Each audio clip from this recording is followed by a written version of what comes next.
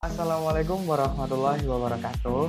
Perkenalkan, nama saya Yasar Galudwika, nomor induk mahasiswa 212-303-101074.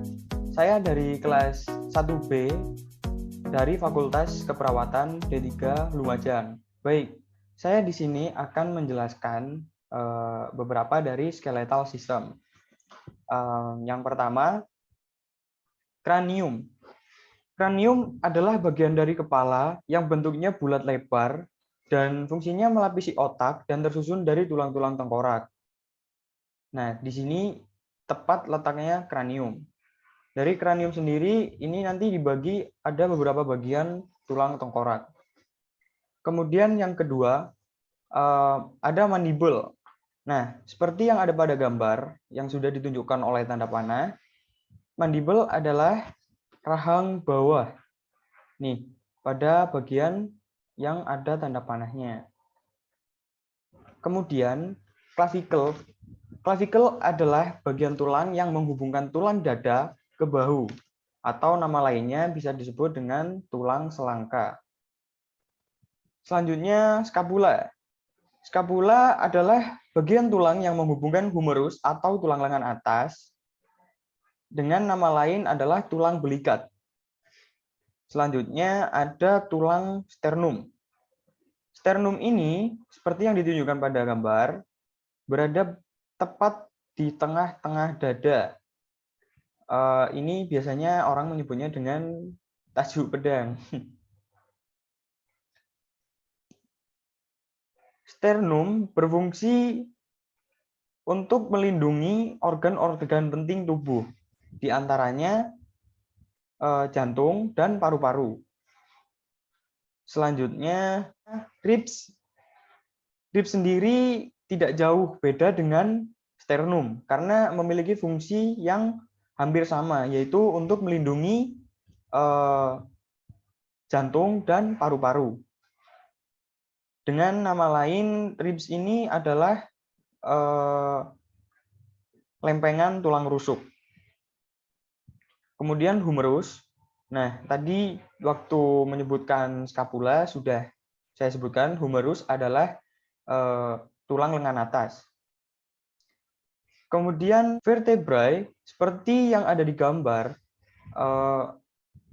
sudah ditunjukkan pada bagian tulang belakang atau tulang ekor. Kemudian ada coxal bone. Coxal bone adalah tulang panggul, tulang besar yang tidak teratur. Selanjutnya ada ulna. Ulna adalah tulang hasta, tulang panjang di anggota medial lengan bagian bawah. Di sini tepatnya. Kemudian ada juga tulang radius. Tulang radius adalah tulang hasta pada bagian lengan bawah yang menyambung anggota siku dengan tangan anggota ibu jari. Kemudian ada carpal bones.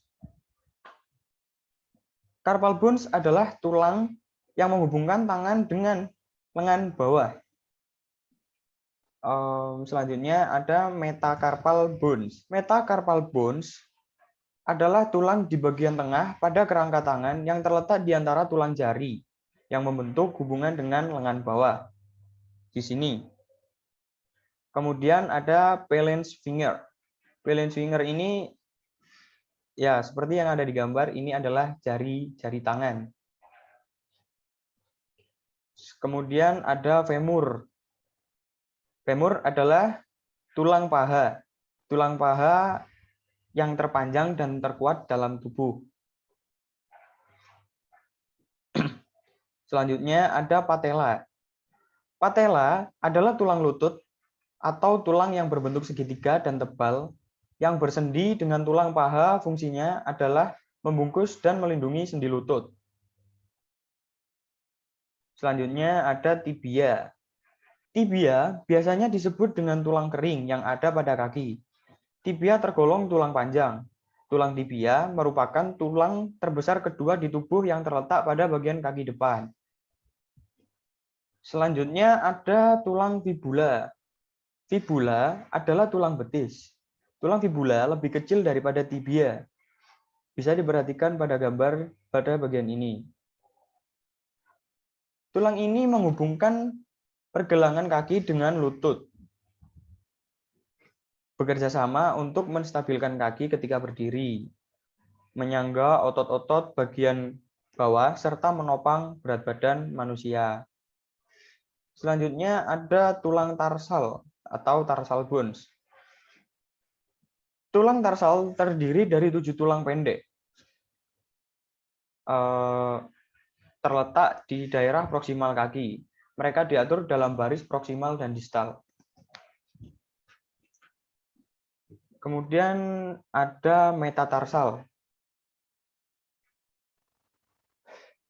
Tulang metatarsal adalah bagian tulang panjang pada kaki yang menghubungkan pergelangan kaki dengan jari-jari kaki. Bisa dilihat di sini. Nah, kemudian yang terakhir adalah phalanx toes atau jari-jari kaki. Baik, selanjutnya saya akan menjelaskan tentang muskuloskeletal. Pada bagian paling atas di sini pada bagian leher ada nama otot yang bernama trapezius. Fungsinya di sini menarik kepala dan bahu ke belakang. Sementara untuk pengertiannya dari trapezius, trapezius adalah salah satu jenis otot rangka berperan sebagai penyusun struktur leher, bahu, dan punggung manusia.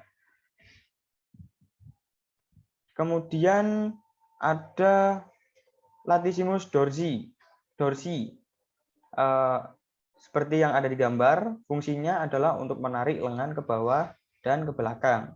Sementara untuk artinya sendiri, latissimus dorsi adalah otot yang besar, datar pada anggota punggung dan terletak di balik lengan. Ya, seperti yang ada di gambar di sini. Selanjutnya ada triceps brachii. Nah, fungsinya adalah meluruskan lengan. Otot triceps berelaksasi yang biasa disebut dengan triceps merupakan otot lurik berkepala cabut atau 3 karena berorigo pada 3 tempat yang tidak sama, terletak di sepanjang lengan atas. Nah, pada bagian ini. Selanjutnya ada otot flexor carpi ulnaris. Flexor carpi ulnaris adalah otot yang menyusun lengan bawah pada anggota depan. Ya, seperti ini penampakannya. Fungsinya adalah untuk menggerakkan pergelangan tangan. Selanjutnya ada biceps femoris. Nah, biceps femoris ini fungsinya untuk membengkokkan lutut.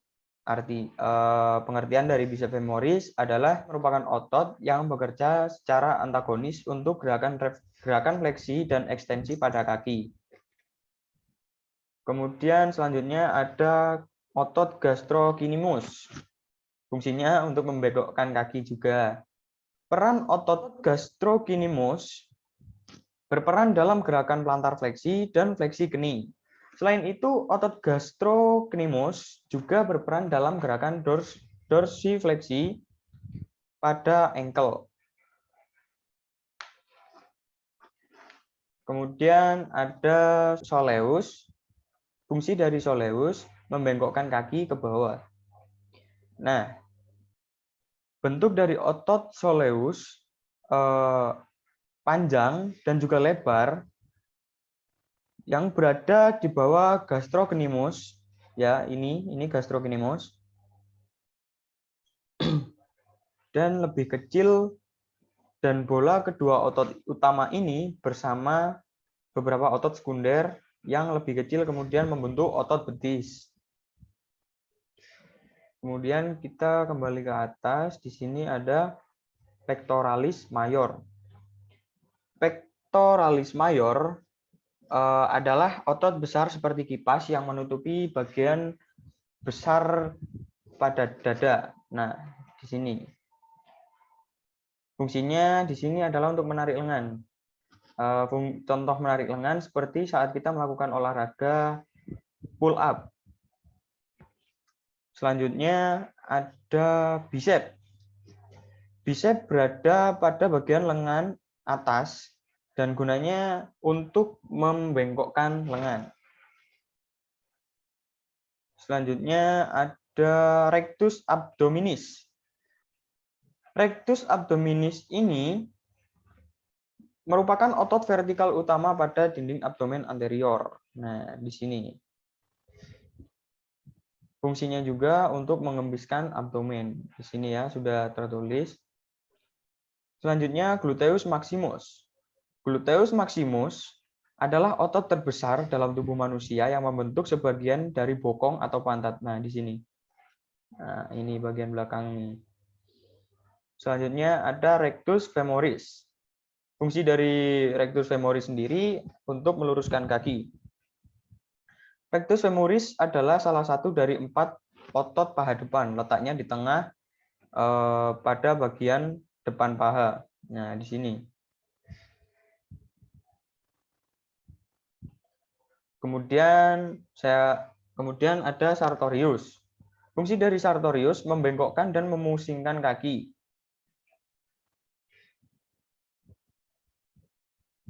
Sartorius adalah otot tipis yang membentang sepanjang paha atas lalu menyilangkan kaki bagian dalam lutut. Nah, di sini.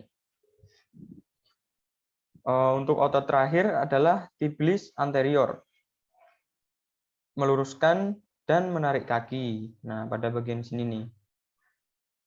Tibialis anterior terletak sepanjang permukaan anterior, dari condylus lateralis hingga bagian medial dari bagian tarsometatarsal. Ya, tepatnya berada di sini.